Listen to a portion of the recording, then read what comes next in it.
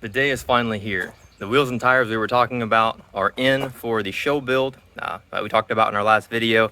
So we're going to get those unpackaged, take a look at them, see if they have any damage on them. Like we said, the show build wheels and tires, the 26x14's, they are going to go on the square body, and it is like going to be 100 degrees today. So try to park a little bit in the shade if we can, but don't have any concrete in the shade, so that's going to be fun figuring that out. But we are going to get these babies unpackaged, take a peek at them, show you what we got, and then get to work on swapping these babies around and updating you on what this ends up looking like. So that's like the last walk around you're ever going to get with this setup on this truck. So I'm kind of sad to see it come off here. I think it looks really, really good.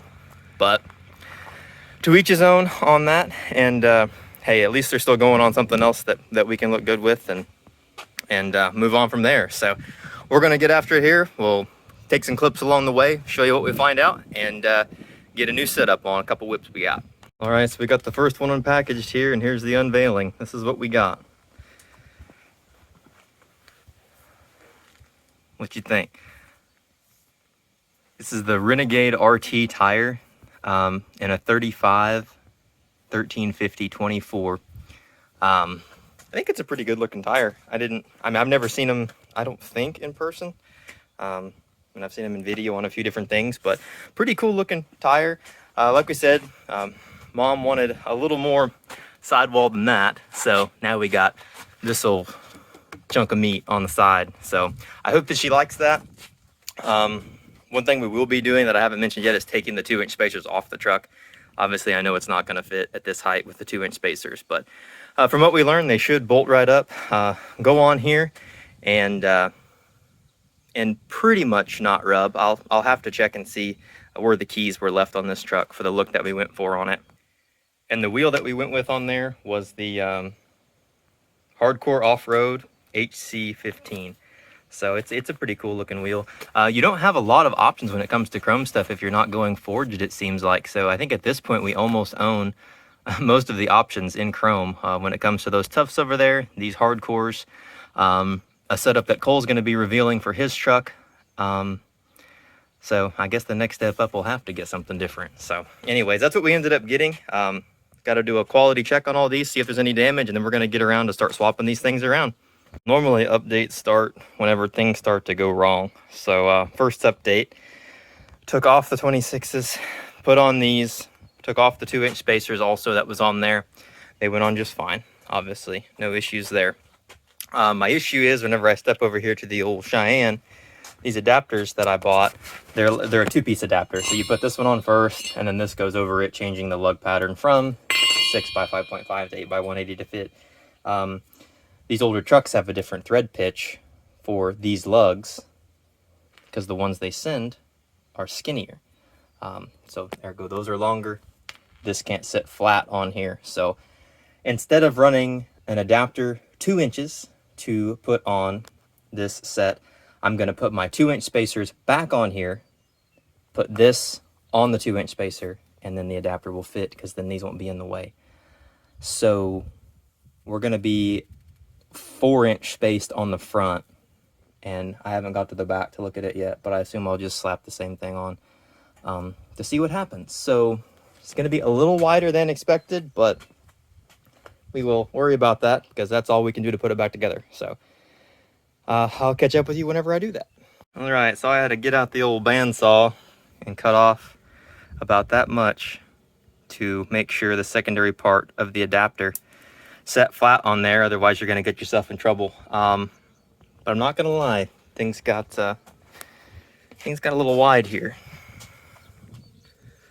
So we got a lot of stance on the old Cheyenne, and there's no way it's not going to rub. I don't personally think, but I guess we will find that out whenever we get finished. So it's a bit of an extensive process to get everything to work because of having to cut off a little bit of those studs that are coming out, but overall it's going to look super cool on there. Haven't touched this truck yet. All the time I've spent the last 20 minutes was getting some tools together and getting that to fit on the front. So we'll finish that up, catch up with you guys when we kind of get this process close to finish. We might do like one side of this truck and then finish one side of this truck and then do like a before and after look on each side of it and kind of see out of all the setups, maybe we could throw in some comments and see what was liked the most, or if you don't like any of the setups, and then just to see what people are liking these days. So I think the Cheyenne's going to look crazy with those chrome wheels on there. So it's going to be exciting to get it out and see what people say. So anyways, well, we'll catch back up with you whenever we get a few more things done. I'm gonna go take a break because it's really, really hot out here. All right, it's officially time for that unveiling. So this is our before, what it looked like.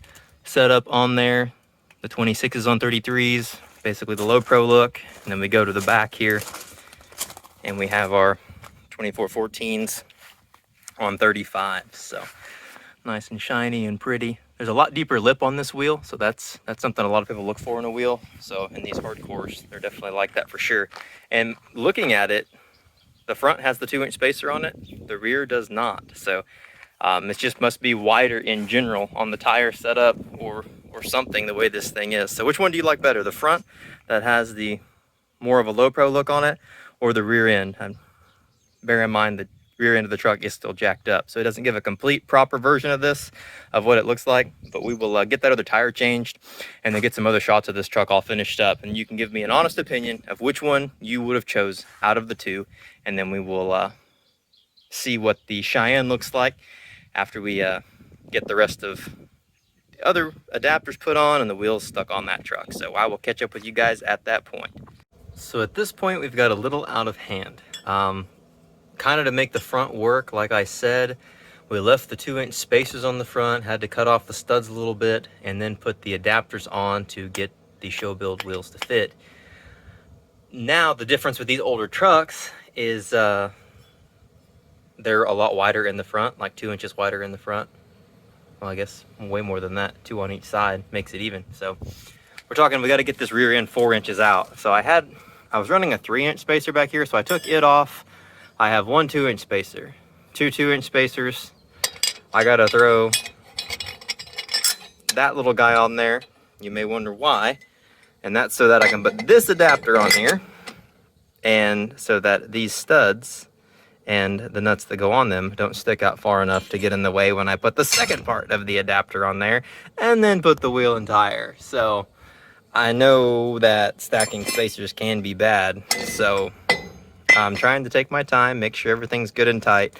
And then obviously this isn't like a truck I put a bunch of miles on, so it's not as much of a concern. I'll keep it local and test this out and make sure everything's good. But that's where we're at right now, is getting the rest of this put on here so that the rear can have the same stance as the front. So I'm almost done. I got this side to finish up and the other, and then we will do a little showing of what this truck turned out like.